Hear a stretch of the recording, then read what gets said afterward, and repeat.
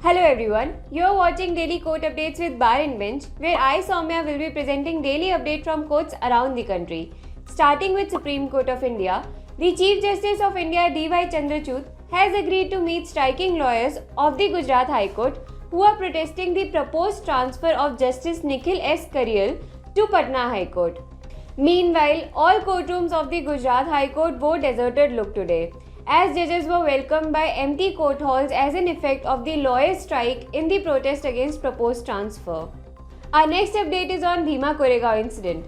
The Supreme Court today rejected a plea by National Investigation Agency against an early order of the court directing the Bhima Koregaon accused Gautam Navlakha to be placed under house arrest instead of keeping him in jail.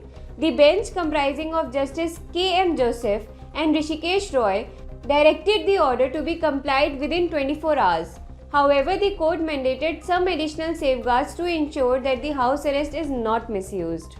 Arrested for the same incident, the Bombay High Court today granted bail to Dalit right activist and scholar Anand Teltumbde, presently detained in Taloja Central Prison since 2020 for his alleged role in Bhima Koregaon violence in 2018.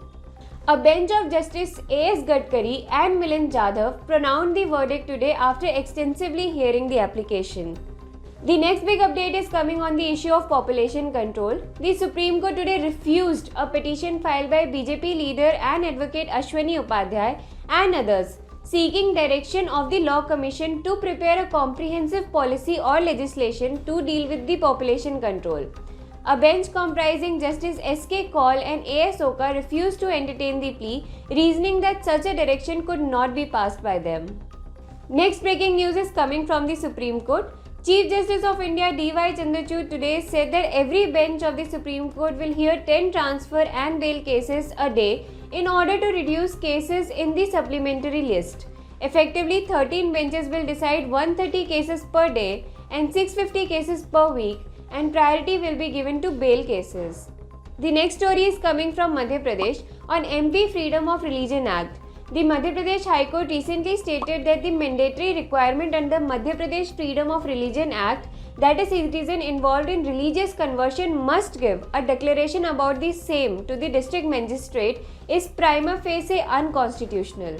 The court directed the state government to not take any coercive action against any person who contravenes the Section 10 Declaration before conversion of religion of the Act. Thank you for watching this video. To read in detail about these updates, do visit our website.